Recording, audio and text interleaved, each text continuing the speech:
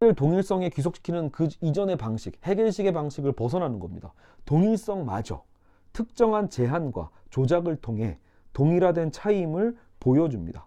여기서 중요한 역할을 하는 게 바로 반복이죠. 반복. 리피트 아닙니까? 반복되는 거. 그래서 반복이란 되풀이되는 겁니다. 내 눈앞에 되풀이되어 나타나고 역사적으로 되풀이되어 나타나고, 그죠? 우리가 단풍잎을 단풍잎이라고는 동일성의 형식으로 포착하지만 그것은 사실 내게 반복되어 나타나는 단풍잎들의 하나의 이름을 부여하고 그 이름에 따라 동일한 것으로 포착하니까. 제가 지금 첫눈 내리네 이랬잖아요. 첫눈도 뭐예요? 눈이 같겠냐고요, 사실은요.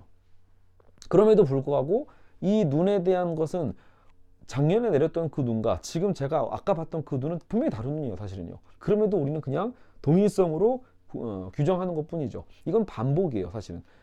그 수많은 10년 전에 봤던 눈, 태어났을 때 내가 봤던 눈, 이런 눈들이 계속해서 경험이 쌓이고 쌓여서 우리는 그냥 눈 내리네 이렇게 표현하고 있는 거지만, 하지만 매 순간의 눈은 달랐다라는 거예요. 우리가 봤던 그 눈 중에 단 한 번이라도 같았던 눈이 있습니까? 아닌 거죠. 우리 어떤 추상화 능력과 개념화 능력이 그것을 같은 눈이야 라고 표현할 뿐이지 사실상 그것은 항상 차이의 반복이었던 겁니다. 늘 새로웠죠. 그래서 늘 새롭다라는 건 차이죠. 그래서 작년의 눈과 지금의 눈이 다른 것처럼 결국은 곧 며칠 후에 내릴 눈도 또 다른 눈이에요. 근데 그 차이가 반복됨으로써 우리는 그냥 겨울마다 눈이 내린다 라고 얘기할 뿐이죠. 대충 보는 사람에겐 동일하게 보이는 것에도 사실 항상 미묘한 차이들이 있습니다. 미묘한 차이. 단풍잎에도 미묘한 차이가 있고 목소리에도 미묘한 차이가 있고, 심지어 재밌는 건 그거예요. 지금 제가 말하고 있는 거를 제 귀로 듣는 소리와 제가 이걸 녹음한 다음에 녹음한 것을 제 귀로 듣는 소리가 당연히 또 다르죠. 그죠? 다름이 있고 차이가 있다라는 거예요. 그러니까 우리는 항상 그 차이를 포착해야 된다는 거죠. 반복이란 사물이나 사실 그 자체의 속성이 결국은 아니다라는 것까지 들레즈는 밀고 나갑니다. 반복이란 사물이나 사실 그 자체의 속성이 아니다. 원래는 뭐예요? 동일성이라는 것은 예전에 근대 철학은 그 본질을 찾고 싶은 거잖아요. 여러분, 근대 철학의 역사가 뭐예요? 실체가 무엇인가? 진리는 무엇인가? 본질은 무엇인가? 인간은 무엇인가? 역사란 무엇인가? 신은 무엇인가? 항상 뭐에 대한 본질에 대한 얘기를 하고자 하는 거죠. 그러나 들레즈는 그게 아니라는 거예요. 수많은 그 차이의 반복이다. 무상한 변화 속에 존재하는 한 어떤 것도 차이 없이 반복되지 않습니다. 어떤 것도 차이 없이 반복되지 않는다. 반복은 언제나 그래서 차이의 반복이라는 거죠. 그냥 반복이 아니다. 차이가 반복되는 거다. 알겠죠? 그럼에도 불구하고 우리는 어떻게 현실을 살죠? 언제나 대충 보는 거예요. 대충. 눈 또 오네. 비 또 오네. 그죠? 미세먼지 또 있네. 여러분, 단 한 번도 미세먼지 수치가 같은 적이 있나요? 네. 얼마나 교묘하게 달라요. 그 미세먼지 속에서도 그 당시에 또 이산화탄소가 다르고 질소가 다르고 매 순간순간이 우리는 차이가 있는 거죠. 그 차이가 반복되는 겁니다. 근데도 불구하고 우리는 항상 삶을 규정적으로 살죠. 유사성이나 유비, 대립, 공통성을 통해 동일한 것으로 포착한다. 이게 바로 동일성이죠. 그 결과 반복에 포함된 차이는 망실되고, 그렇죠? 그러니까 그 반복 속에 포함된 차이는 망실된다. 마치 이런 거를 생각하시면 될 것 같아요. 여러분, 보통 우리가 이제 집합 같은 거 배우면 왜 교집합 개념 나오듯이, 자, 예전에 원이 있고 그 다음에 원이 있고 요 다음에 원이 있는데 우리가 얼핏 보면 다 원처럼 보이는 거, 이게 계속 반복돼 보세요. 계속 반복되다 보면 결국은 나중에 이렇게 돌다 보면 이건 결국은 하나의 원이구나 라고 우리가 규정할 수 있을 거예요. 하지만 하나의 원을 딱 규정한 다음에, 깔끔한 원을 규정한 다음에 거기서 튀어나온 것들은 어때요? 잘라내겠죠. 네. 그래서 하나의 원을 만들게 될 거라는 거죠. 수많은 원이 반복돼서 그려진 건데 거기서 결국은 계속 수없이 그리다 보면 저 멀리서 보면 그냥 원 하나요 이렇게 얘기할 거란 말이에요. 거기서 튀어나오고 뭐 이런 것들, 부족한 것들은 다 망실된다. 그렇게 우리는 항상 규정돼서 살아온 거죠. 어떤 면에서 보면요. 그래서 우리는 그런 식으로 항상 법칙과 영원성의 이름으로 어떤 변하지 않는 것을 자꾸 우리는 찾아내려고 하고, 그걸 그래서 이게 본질이야, 이게 변하지 않는 것, 이게 절대적인 거야 라고 하면서 우리는 그것을 찬양하고, 종교라는 건 이 무상한 변화로부터 벗어난 영원한 피안을 추구하는 거고, 피안의 세계, 저 너머의 세계죠. 과학은 모든 것을 포괄하는 항상적인 법칙을 찾아내고자 한다는 거예요. 결국은 종교와 과학이 매우 달라 보이지만 들레즈가 보기에는 동일해 보이는 부분이 있다는 거죠. 같은 것을 찾으려고 하니까, 뭔가 항상 반복되는 것만을 포착하려고 하니까 말이죠. 알겠죠? 자, 그리고 그렇기 때문에 여러분 최근 현대 철학에서 보면 카오스 이론 같은 거 있잖아요. 카오스 이론. 그리고 뭐 나비 효과 같은 거. 그죠? 저 북경의 어떤 나비짓이 저 뭐죠? 샌프란시스코인가요? LA인가요? 어디에 이제 태풍을 불러올 수 있다. 이런 게 결국 무슨 말이에요? 카오스 이론. 작은 아주 차이를 무시했을 때 발생할 수 있는 과학적 오류에 대해서 지적하는 거잖아요. 왜냐면 그러면 근대 철학, 근대 과학에서는 그걸 무시했거든. 카오스 이론은 현대 과학에서 나온 거죠. 그러니까 기존 과학 체계에서 뭐예요? 그런 애매한 변수들은 다 없는 걸로 쳐요. 그냥 다 쳐내. 이런 건 없는 걸로 치고, 예를 들어 봐요. 자, 성인 남자 30대 성인 남자 몇 명에게 물었습니다. 이렇게 얘기할 때도 마찬가지죠. 예를 들어서 제가 지금 30대 후반이니까 40대 같은 30대 아니에요, 사실은요. 그럼에도 불구하고 자, 성인 남자 30대 뭐 몇만 명한테 물어봤는데 이랬다. 이렇게 해버리면 그 모든 다양성들은 사실상 없어지고 그 다수의 어떤 집단의 답변, 공통적인 답변만이 그 세대를 대표하는 특성처럼 탁 규정돼 버리죠. 요즘도 어때요? 이런 사회학적으로 분석하다 보면 최근에 20대는 어떠하지? 최근 90년대생들은 어떠하지? 계속 이렇게 우리가 어때요? 규정 짓고 싶어 하잖아요. 규정 짓고 싶어 하다 보면은 우리는 그 개별성을 놓치게 됩니다. 그러다 보면 아유 요즘 젊은 것들이란 이런 꼰대짓이란 말을 하게 되는 거고, 거꾸로 젊은이들은 어유 역시 꼰대짓이란 이렇게 얘기하게 된다라는 거예요. 그러니까 그것이 뭐예요? 통일성의 원리라는 거예요. 우리도 모르게 그렇게 끊임없이 규정화되고 있다라는 거죠. 초기 조건의 사소한 차이가 전혀 다른 결과를 야기하는 그런 나비 효과처럼, 그래서 그만큼 차이는 중요하다라는 겁니다. 결코 무시할 수 없는 겁니다. 알겠죠? 그래서 자연과학에서의 반복이라는 것도 결국은 원래 다 차이의 반복이다 라고 볼 수 있습니다. 자, 그래서 동일성은 결국 뭡니까? 동일성이란 차이를 놓치거나 제거함으로써 혹은 축소하거나 추상함으로써 만들어지는 오히려 2차적인 거다. 동일성이 먼저 있고 차이가 따라오는 줄 알았죠. 그게 아니라 차이의 반복이 동일성이기 때문에 동일성은 오히려 부차적이고 2차적인 것이 된다라는 겁니다. 자, 이게 바로 들레즈의 발상이고 들레즈와 가타리의 이 매력이라고 볼 수 있죠. 이처럼 가장 1차적인 진료로서 차이를 개념화하기 위해 들레즈는 강밀도로서의 차이를 정의하며, 강도, 밀도 이런 거겠죠. 보편적 원리가 차지하던 자리를 차이의 개념에게 넘겨주기 위해 미분적인 차이의 이념을 제시합니다. 그리고 거기서 이제 싱귤러리티 이런 말 있잖아요. 특이성이 중요하죠. 그래서 특이성을 우리가 포착해야 차이를 보는 거 아니겠어요? 저의 특이성은 뭡니까? 그리고 여러분의 특이성은 뭡니까? 그리고 오늘의 특이성은 뭘까요? 지금 이 순간의 특이성은 뭘까요? 우리는 그것을 포착해야 되는 거죠. 그래야 우리는 매일의 그 차이 속에서의 특이점을 발견하고 우리는 현실에 대한 어떤 욕망을 역동적으로 펼쳐나갈 수 있게 되는 것입니다. 여기 필드, 장이라는 개념도 나오고요.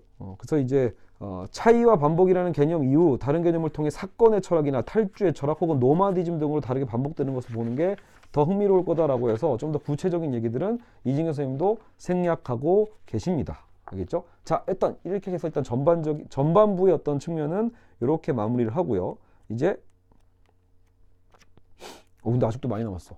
예, 오늘 과연 우리가 2편에서 끝날지, 잘못하다 3편에서 끝날지 이게 걱정이 되네요. 자, 한번 쉬지 않고 바로 넘어갈 테니까 한번 박수 쳐주시고 하고 2편으로 넘어가겠습니다. 자, 사건의 철학, 의미의 논리를 살펴보도록 하죠. 상황 봐서 이게 과연 이제 뭐 그냥 대충 1시간 20분 내에 끝나면 이대로 한 번에 실으는 거고, 아니면 2시간 넘어간다 이러면 1편, 2편 잘라서 업로드를 하도록 하겠습니다. 자, 사건의 철학과 의미의 논리.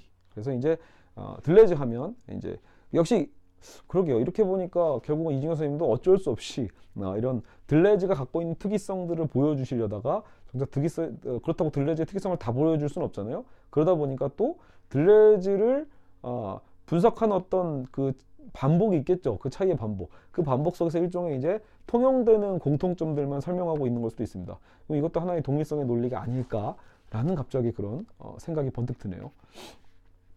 자, 여하튼 사건의 철학.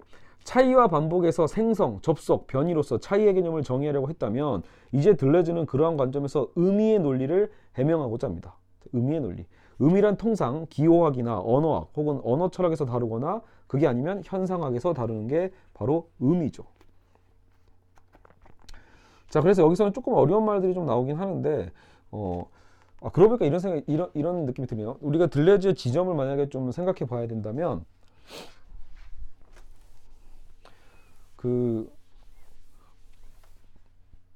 보통 우리가 주체 철학에 대한 지금 얘기를 안 할 수 없잖아요. 이제 철학과 굴뚝정석은 결국은 데카르트의 주체 철학에서 시작을 했으니까. 그러면 이제 20세기 이후에 이런 주체 철학에 대한 것, 혹은 어떤 관념에 대한 것들, 이런 것을 대표했던 주자들을 보통 오히려 현상학적으로 보거든요. 아까 제가 실존주의도 얘기했었지만 그것도 약간 이 현상학적 계열 중에 하나로 볼 수도 있어요. 그래서 보통 그 현상학, 뭐 후설 같은 경우 우리가 이제 철학과 굴뚝정석에서 안 나왔지만 뭐 여튼 하이데거 뭐 이런 사람들도 결국은 현상학의 어떤 계열이 될 수도 있고요. 공통점이 있다라면 다들 어떤 주체에 대한 고민들, 그리고 어쨌든 뭐 인간의 어떤 자유나 이런 부분에 대한 고민, 자유에 대한 것들, 인간의 자유의지나 인간의 삶, 실존에 대한 얘기들을 하고 있기 때문에 어떤 현상학적인 구조가 있고, 한편으로 우리가 그동안 배웠던 게 구조주의잖아요. 구조주의는 어때요? 여기가 뭔가 인간의 어떤 자유에 대한 포커스를 잡고 있다면 구조주의는 어느 정도는 좀 결정론적인 부분을 잡고 있잖아요. 그러니까 자유와 결정론, 자유의지와 결정론, 이렇게 뭔가 딱 대비가 되죠. 그런데 이제 들레즈는 이 둘 다를 벗어나는 겁니다. 일단 들레즈는 아까도 얘기했지만, 초반에 얘기했지만 주체적이고 관념적인 것 자체에 대해서 들레즈는 집착하고 있지는 않거든요. 관념이 아니라 오히려 유물론적이고, 그래서 들레즈가 욕망을 얘기해도 그 욕망은 우리 어떤 신체성과 함께하는 거예요. 그래서 어떤 생성하는 거고, 우리 실제 삶에서 정말 변화시키는 거기 때문에 세상을 변화시키는 방식으로 본다면 어떤 면에서 막스적이고, 그래서 좀 유물론적인 측면도 있다. 그렇기 때문에 주체가 누구인가에 대해서, 나가 누구인가에 대한 나의 포커스가 핵심이 아닌 거예요. 오히려 수많은 이 변이 속에서 우리는 어떤 중심을 해체하는 거죠. 그 중심에 대한 해체 속에서 결국은 이 현상학적인 개념을 벗어나는 것, 이게 일단 들레즈의 기획이고, 또 한편으로는 구조주의에 그러면 묶여 있는 거냐, 뭐 푸코처럼 말 그대로 우리가 어떻게 하더라도 결국 우리는 어떤 이 감시의 대상이 될 수밖에 없고 거기에서 포획될 수밖에 없는 것인가, 락강이 얘기한 것처럼 우리는 타자의 욕망을 욕망할 수밖에 없는 것인가, 이런 어떤 구조주의적 방식으로서 우리는 포획되는 존재도 아니다라는 거예요. 우리가 이제 들레즈의 사건의 철학을 보면서 어떻게 하면 이것을 벗어날 수 있는가, 우리는 어떻게 탈주할 수 있는가, 근데 이 탈주는 단순한 도망이 아니라 세상을 어떻게 변화시킬 수 있는가, 나를 어떻게 변화시킬 수 있는가에 대한 부분이기 때문에 구조에 잡히지도 않습니다. 아시겠죠? 그래서 요 들레즈의 특이성, 말 그대로 이 들레즈와 가탈이 어떤 이제 싱귤러리티라고 할까요? 그것은 이 현상학적 자유도 넘어서고 구조주의적 결정론도 넘어선다라는 거예요. 그래서 매력적이다라는 거죠. 자, 그래서 이런 연관성 속에서 꼭 해드리고 싶었던 말이고요. 왜냐면 이게 철학과 굴뚝청소에서 이게 잘 정리가 안 되거든요. 그래서 이거를 넘어서고요. 집어넣어 봤습니다. 그리고 이런 얘기, 들레즈는 의미를 주관 속에서 만들어지는 게 아니라 사물들이 서로 접속하면서 만들어지는 것으로 본다는 점에서, 그래서 여기 현상학이라는 말이 나오죠. 현상학과 다르고, 그러니까 의미를 주관 속에서 만들지 않는다는 거예요. 사물들이 서로 접속하면서 만들어지기 때문에, 사물, 아까 제가 유물론적이라고 했잖아요. 그러니까 현상학은 되게 우리의 어떤 의식을 중시하거든요. 그렇죠? 의식의 지향성, 이런 말을 후설이 했었는데, 그런 어떤 의식의 지향성 개념에 대한 그 부분을 넘어서고 물질의 어떤 연관성을 더 중시한다는 점에서 현상학과도 다르고, 사물의 어떤 상태나 대응하는 것이나 기호에 고정된 어떤 게 아니라 사물들의 접속에 따라 생성되고 쉽사리 변이하는 것으로 다룬다는 점에서 구조주의와는 다르다. 그러니까 지금 제가 말씀드렸던 그 부분을 좀 더 어렵게? 라고 설명할 수도 있어요. 그러니까 제가 설명하는 게 조금 더 쉽지 않을까 싶긴 한데, 그러니까 결국은 현상학과 구조주의를 다 넘어서고 있다. 그리고 이제 사건의 철학이니까 사물과 구별되는 그 사건이란 개념은 이처럼 그냥 사물이 아닌 거예요. 죽은 사물, 뭐 책, 뭐 이런 게 아니라 개념은 생성과 변이의 관점에서 본다. 생성과 변이의 관점에서. 그러면서도 주관적인 건 아니고 사물들 사이에서 의미에 접근하는 길을 보여준다라는 겁니다. 알겠죠? 그래서 어떤 생성에 대한 개념을 정리하고 있어요. 이처럼 사물의 상태가 어떤 고정된 지점에 대응하는 것이라면 생성, 뭐뭐 되기, 생성을 이해할 때는 무엇 되기라고 보는 거죠. 되어가는 과정, becoming, 뭐 이런 개념이거든요. 그래서 딱 고착된 점이 아니라 이동이라는 거죠. 어떻게 보면요. 그래서 사물의 상태가 고정된 게 아니다. 그래서 전자가 점이라면 생성은 선이 되는 거죠. 선, 점과 선, 이렇게요. 사물들의 만남을 통해 어떤 의미가 발생할 때 그것을 들레즈는 사건이라고 정의합니다. 자, 이건 다시 한번 중요한 부분이니까 다시 한번 반복. 사물들의 만남을 통해 어떤 의미가 발생해요. 그것을 들레즈는 사건이라고 한다. 알겠죠? 너와 내가 만남을 통해서 어떤 의미가 발생했다. 이거잖아요. 연인과 만났을 때 스파크가 튀듯이, 혹은 제가 지금 이 수업을 굳이 왜 하겠습니까, 여러분? 지금 이 수업이 제가 저 사람 유튜브로 수입을 참 짭짤하게 누리기 위해서 열심히 하나 보다. 아닙니다. 알겠죠? 여러분, 지금 중요한 건 뭐예요? 어떤 의미가 있지 않을까라는 거, 저도요. 이렇게 쉬어야 될 시간에. 그죠? 지금 저도 이제 급하게 오늘 밤중에 이렇게 눈이 오는데도 불구하고 나온 이유는 사실상 뭐예요? 아, 이거 이번 주도 이 강의 안 올리고 들레즈 마무리 안 하면, 철학과 굴뚝청소 마무리 안 하면 진짜 저는 올해를 끝내겠구나. 바쁘거든요, 연말에. 그렇기 때문에 안 되겠다. 뭔가 그래도 제 강의를 기다려주시는 분들이 있고, 이거 왜 그래요? 어떤 사건화가 되고 있다라는 거예요, 한마디로. 신기하죠. 분명히 영상을 통해서 고작해 어떻게 보면은 여러분이 어떻게 보면 하나의 조회수나 아니면 이제 간혹가다 나오는 댓글들에 의해서 그것이 그럼에도 불구하고 저에게는 나름 큰 영향을 미치고 있다라는 거죠. 그래서 저도 무언가 책임감을 갖고, 네, 그러니까 여러분과 저와의 어쨌든 뭔가 이런 음성과 이 시각적 이미지의 어떤 이 만남이 어떤 의미를 창출해낸 거고, 그것이 저에게는 사건이 되는 거죠. 자, 그리고 이제 여기 들레즈가 하는 이진경 선생님이 이제 든 사례는 그것도 있어요. 그럼 공을 얘기한다. 둥근 공이 있다. 근데 그 공 자체는 사물이에요. 근데 그 공이 어디에 위치하냐에 따라서 의미가 달라진다는 거죠. 발로 찬다? 축구공. 혹은 족구공. 손으로 이렇게 막 콕 튀기면서 골대를 향해서 쏜다? 농구공. 그죠? 손으로 친다? 배구공. 이거 마인드업 해가지고 던진다? 야구공. 이거잖아요. 공의 크기가 다르잖아요. 라는 건 여러분 그 다음 문제입니다. 사실 중요한 건 뭐예요? 어떤 관계 속에서 이 공이 위치하고 있냐라는 거예요. 공이 어떤 배치에 놓여 있는가에 따라서 공은 정의되죠. 공은 사물 그 자체인데 아까도 말했잖아. 어떤 의미를 만들어내는가. 그게 사건이라고요. 이것이 사건의 하나의 예시로 나온 겁니다. 공이 어떤 위치에 따라서 다른 공으로 규정되듯이. 그리고 저도 마찬가지고요. 제가 여러분 정작 제 본업은 뭐예요? 논술 그 시험 가르치는 사람이란 말이에요. 그리고 이제 주로 말 그대로 이제 주로 대학생들 뭐 편입하는 거를 가르치기도 하고, 뭐 고등학교 3학년 애들 시험 대비를 해주는 게 주로 제 직업이죠. 근데 그거랑 이거랑 뭐 상관이 아예 없진 않지만 그렇다고 직접적이지도 않아요. 예. 여러분 제가 그때도 그런 얘기 했잖아요. 이 지금 시즌이라면 오히려 만약에 제가 더 뭐 수입을 더 열심히 벌어야겠다라고 하면 지금 이런 거 찍지 말고 저는 그냥 열심히 지금 학생들이 시험 준비할 때 저도 조금이라도 더 입시에 관련된 뭐 특강을 더 만들고 더 거기에 관련된 해제 같은 거 한 번이라도 더 쓰고 해가지고 차라리 뭔가 수익 극대화하는 게 낫지 않을까요? 예. 저도 제 교재를 썼지만 근데 그 교재 아직 정식 출간도 못 했거든요. 정식 출간하는 게 사실 올해 목표였어요, 저도요. 근데 지금 이제 이렇게 철학 수업하고 더 자꾸 욕심이 생기는 거예요. 그냥 지금 수준에서 이렇게 제본판으로 책을 아름아름 이제 뭐 판매도 하긴 하지만 그걸로 만족하고 싶지 않은 뭔가 더 공부하고 싶은 마음이 계속 있는 거죠. 그러니까 그거 손대는 것보다 차라리 저는 지금도 저도 여러분에게 뭔가 알려드리는 것 같지만 제가 늘 그 얘기했잖아요. 이거 하면서 제 생각이 정리가 된다고. 제가 가장 큰 수혜자라고요. 어쨌든 저도 어떤 지점에 제가 서 있냐에 따라서 제 역할도 다른 거죠. 저란 이 조정일이라는 어떤 이것도 사물이라면 사물이겠지만 이게 어디에 위치하고 있는가. 카메라 앞에 서 있을 때 나, 그리고 집에서 아이 아빠로서의 나, 아내의 남편으로서의 나, 그리고 학생들 논술 첨삭할 때의 나, 다른 거죠. 어떤 것에 따라서 어떤 만남에 따라서 사건은 달라지게 되어 있습니다. 변이하게 되어 있다는 거죠. 변이된다. 그래서 이처럼 하나의 사물이 이웃함과 접속하면서 어떤 의미를 갖게 될 때 그것은 사건화된다. 이렇게 복수의 사물을 하나의 계열로 연결하는 것을 계열화한다고 합니다. 계열화. 알겠죠? 어떤 계열에 갇혀 있는가. 만약에 여러분 이거 옷도 비슷한 거예요. 그러니까 옷 자체도 저희 아버지가 늘 그 얘기하세요. 제가 어쨌든 학생들 가르치는 직업이다 보니까 야 종일아 너는 아빠가 양복 한 벌 해줄까? 이런 말씀을 지금도 하십니다. 아니 됐어요. 이런 말 하죠. 그러면 야 종일아 좀 머리 좀 어떻게 하면 안 되겠니? 이 얘기도 하시고. 아니면 야 그럼 뭔가 좀 그래도 좀 단정하게 뭔가 좀 넥타이도 매고 해야 더 권위가 있고 좋지 않겠니? 이런 말 하신단 말이에요. 왜 그럴까요? 그것도 계열화입니다. 계열화. 그러니까 요즘은 원래들은 늘 그런 고정관념이 있잖아요. 선생과 어떤 제자 뭐 이런 어떤 관계에 있어서 뭐 푸크라면 지식권력이라고 하겠지만 그런 관계망에 있어서도 여러분 보세요. 지금 저 칠판 있죠. 만약에 지금 제 영상 하나도 안 나가는데 여러분 지금 유튜브를 제 걸 보고 있어요. 그런데 여러분 유튜브로 제 영상 보고 있는데 여러분 어떤 뭐 회사 동료나 친구나 누가 지나가다가 여러분 영상을 딱 봐. 음성은 안 들었어. 음성은 여러분 이제 이어폰 끼고 있으니까 그거 보면 바로 저를 누구라고 판단하겠어요. 그래도 저 사람 뭐 가르치는 사람인가 보다라고 하겠죠. 왜 그래요? 펜 들었죠. 화이트보드 있죠. 서가지고 뭔가를 쓰고 앉아 있잖아요. 그리고 떠들고 있죠. 이러면 100이면 100 뭔가를 가르치는 사람이죠.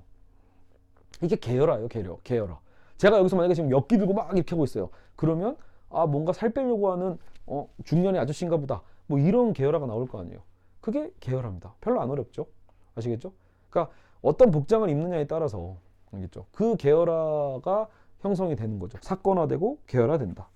여기서는 이제 영화 라쇼몽에 대한 이제 사례가 나오고 있는데 저는 이제 아무래도 이제 책이 지금 이제 20대 학생들한테 이런 거 얘기하다 보면 거의 뭐 요즘 그 매트릭스도 잘 몰라요. 지금 시대는요. 그러니까 뭐 아시는 분은 알겠지만 또 영화 좀만 좋아하면 찾아보겠지만 그렇다고 이 라쇼몽을 또 찾아보기에는 너무 영화가 또 오래됐다. 그래서 영화는 뭔가 좀 새로운 사례로 바뀌어야 되지 않을까라는 생각이 듭니다.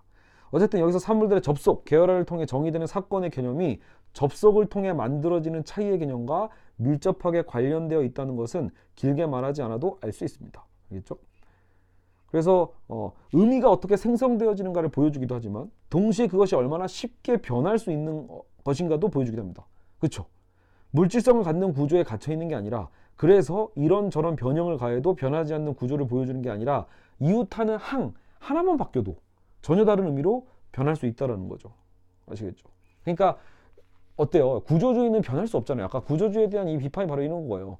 구조주의는 우리가 어떤 노력을 한 데서 막 변화되고 이런 게 잘 아니거든요. 그러나 지금 뭐예요? 우리는 분명히 그 배치의 영향을 받아요. 계열의 영향을 받죠. 그럼에도 불구하고 항 하나만 바뀌어도 전혀 다른 방식으로 변이를 줄 수 있다는 거예요. 그러고 보니 그러네요. 저도 사실 그러니까 예전에 저도 학원에서 처음 이제 강의하거나 일할 때는 그때는 제가 오히려 또 나이가 20대 중반 때 일을 시작했으니까 그때는 오히려 어려 보이고 무시당하지 않기 위해서 오히려 학원 드레스 코드가 그거였거든요. 양복이었어요, 그때는요. 그러나 저는 제 스타일이 있다라고 생각하기 때문에 사실 지금도 편하게 옷을 입는 거고 그게 오히려 저는 학생들에게 더 가까이 다가갈 수 있는 방법이라고도 보거든요. 그러니까 이건 작지만 또 하나의 어떤 차이인 거죠. 항 하나가 좀 바뀜으로써 오히려 또 학생들한테는 어떤 새로운 인지를 줄 수 있거든요. 예. 그런 의미에서 좀 자유로운 것. 예. 굳이 규정된 어떤 뭐 꼭 선생은 이뤄야 된다라는 어떤 틀에 매이고 싶지도 않고요. 그렇죠?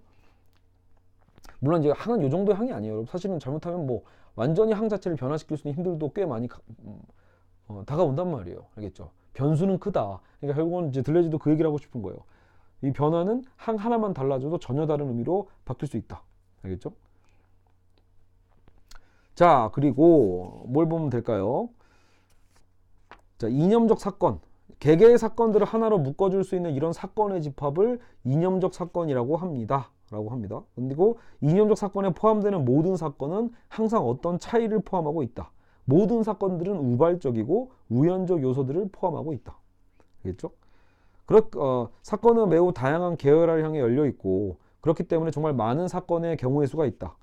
우리가 사는 세계에서 사물들은 그렇게 많은 사건, 그렇게 다양한 의미로 개방되어 있지 않은 경우가 근데 대부분인 게 문제죠. 그러니까 정말로 계열화가 얼마든지 바뀔 수 있는 경우의 수를 따져본다라면 정말 많은데 정말 근데 문제는 그거예요. 우리가 현실을 살 때는 근데 왜 다양하지 않을까? 그죠? 아까 제가 물론 차이를 얘기하면서 우리는 벌써 힌트를 하나 얻었죠. 우리는 차이에 대한 것, 특이성을 포착하지 않고 단순히 개념화하면서 살아가기 때문에 그렇긴 하죠. 그죠?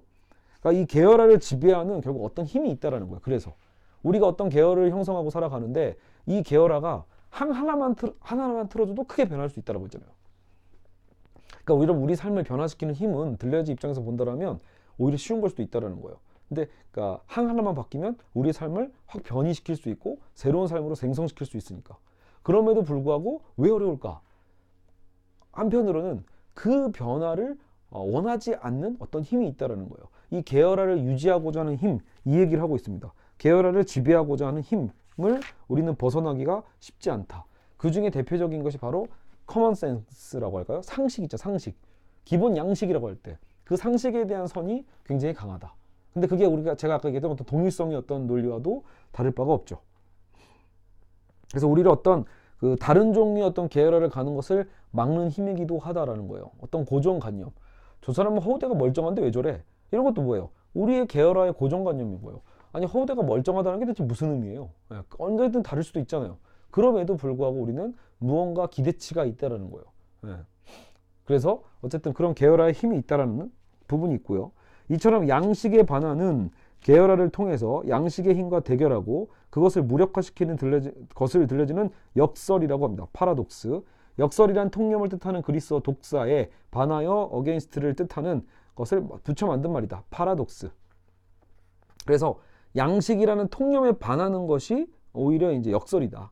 그러면 자, 지금 보세요. 우리는 지금 계열화의 어떤 우리는 지금 변화를 꿈꾸고 있는 건데 그 변화를 막는 힘이 바로 양식이고 센스, 상식이에요. 근데 그 상식과 양식을 벗어나게 만드는 게 역설이라고 했죠. 그러면 지금 들레즈가 원하는 건 역설이겠네요. 그렇죠? 상식에 반하는 것. 우리의 지금 이 계열을 흔들어야 되거든요. 알겠죠? 통념을 처음부터 날려버릴 수 있는 힘, 이것을 보여줘야 되거든요. 역설이라는 것. 고정된 의미를 재생산하는 양식과 통념에 반하여 이전과 다른 의미를 만드는 새로운 계열화의 선을 그린다. 자, 이전과 다른 의미를 만드는 새로운 계열화의 선을 그리는 것. 새로운 의미, 새로운 사유 가능성의 지대를 여는 것. 이게 바로 양식과 역설이라는 개념을 통해서 들레즈가 제안하고 있는 또 다른 의미의 논리입니다. 이런 방식으로 기존의 것을 변이시키고 새로운 것을 창조하는 사건성을 강조하는 철학을 사건의 철학이라고도 할 수 있겠죠. 자, 기존의 것을 변이시킨다. 그죠? 역설을 통해서 새로운 것을 창조하는 어떤 사건성을 강조하는 철학이 바로 사건의 철학이다. 그래서 고정된 의미를 재생산하는 게 정착적인 거라면 야, 기존에 하던 대로 해. 야, 더 이상 뭘 또 새로운 걸 하지 말고 하던 대로 하자. 내 인생 그냥 편안하게 살래. 오히려 안정적으로 예측 가능하면서 살래 라고 하는 게 뭐죠? 그걸 정착적이다 라고 할 수 있죠. 정착민, 우리가 이제 유목 개념이 나올 거잖아요. 펜 다 달았네요. 자, 그래서 정착민, 정착적이다 라고 할 수 있는 거죠. 어딘가 정착하고 싶어 하는 것. 그죠? 끊임없이. 그러나 지금 들레즈가 우리가 가르쳐주고 있는 건 정착하려 하는 게 아니라 끊임없이 사건화시키려고 하는 힘. 그게 뭐죠? 유목적인 거예요. 여기서 이제 유목민이 등장을 합니다. 유목적. 알겠죠? 그것이 이제 유목적인 것이고 이것을 노마디즘이라고 부릅니다. 그래서 그 노마디즘을 이제 이인경 선생님이 책으로 차이의 철학을 쓴 거고요. 자, 이제 벌써 우리는 이제 3분의 2까지 왔습니다. 1시간 딱 찍었네요. 그래서 이제 우리는 탈주의 길로 가야죠. 우리는 이제 의미의 철학까지 받고 의미가 어떻게 이제 계열화되고 그 계열화를 어떤 힘이 맡고 있으며 그 맡고 있는 힘을 벗어나기 위한 어떤 이제 역설의 어떤 힘을 통해서 변화돼야 되는데 그 변화 속에서 우리는 이제 사건의 철학 그리고 어떤 이제 노마디즘에 대한 개념을 갖고 와야 됩니다. 거기서 이제 우리가 어떤 힘을 얻는 거겠죠. 욕망과 배치 혹은 탈주의 철학. 그래서 여기서 보면 68혁명 얘기가 잠깐 나와요. 68혁명, 프랑스 68혁명에 대한 거죠. 혹시 68혁명이 뭔지 잘 모르겠다라고 하신 분이 있다면 제가 학생들이랑 수업할 때 여러분 그 지식 채널 있잖아요. 옛날 EBS에서 했던 거. 이 지식 채널 이거 그냥 여러분 동영상으로 검색하시면 지식 채널 68혁명 이렇게 쳐보세요. 그러면 뭐 미완의 혁명인가? 아니면 뭐 성공하지 못한 혁명인가? 뭐 이런 제목으로 떠요. 어쨌든 그냥 68혁명 치시면 됩니다. 지식 채널에서 68혁명 쳐시면 1편, 2편으로 나눠서 짧게 10분 만에 68혁명에 대해서 대략적 감을 잡으실 수 있으니까 꼭 참고해서 보시길 바랍니다. 특히 한국에서는 이 프랑스의 68혁명이 얼마나 중요한 건지에 대해서 전혀 안 배웁니다. 제도권에서 놀라울 정도로 안 가르치거든요. 왜 그런지 모르겠어요. 저도 그래서 정작 혼자 이렇게 책 읽을 때 되게 혼동된 게 그건 거예요. 마치 이런 거 있잖아요. 여러분 한국 현대사를 배우는데 5.18 광주를 안 가르쳐. 이게 말이 되나요? 그러면서 여러분 한국 현대사를 이해한다는 건 말이 안 돼요. 난센스죠, 난센스. 근데 68혁명을 안 가르쳐요. 그러다 보니까 여러분 68혁명은 프랑스만의 문제는 아니었거든요. 나름대로 세계적인 문제였어요. 그럼에도 불구하고 한국 사회에서는 교과서에 요즘 나오긴 하나요? 어쨌든 제가 알기론 제가 가르치는 이제 학생들, 고등학생이나 심지어 대학생들 가르칠 때도 68혁명을 알고 있는 학생들이 거의 없어요. 그죠? 어쨌든 문제는 뭐죠? 우리가 이렇게 철학사를 공부할 때 68혁명은 매우 중요한 사건으로 등장을 합니다. 실제로 이때 보면 68혁명 때 우리가 알고 있던 기존의 어떤 좌파들은 큰 힘을 못 쓰게 돼요. 예, 공산당을 비롯한 대부분의 구좌파들은 소부르주아의 철없는 난동 정도로밖에 68혁명을 해석을 못했기 때문에 뜨뜻미지근한 반응으로 했겠죠. 정작 학생들은 혹은 그 사회의 어떤 사람들은 온 힘을 다해서 싸우는데 말이죠. 정작 어떤 이 혁명을 늘 부르짖었던 좌파에서 그 해석을 제대로 못한 거예요. 반응을 못했던 거죠. 그래서 많이 이제 실제로 이제 보수주의자와 크게 다르지 않을 정도로 신망을 잃어버리게 됩니다. 대중들에게서. 그렇죠?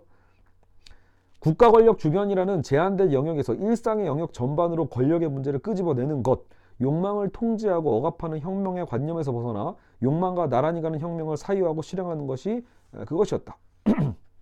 68혁명. 자, 근데 들레즈와 가타리가 그래서 접속하여 만들어낸 새로운 사유는 바로 이런 문제를 정면에서 다루는 거다.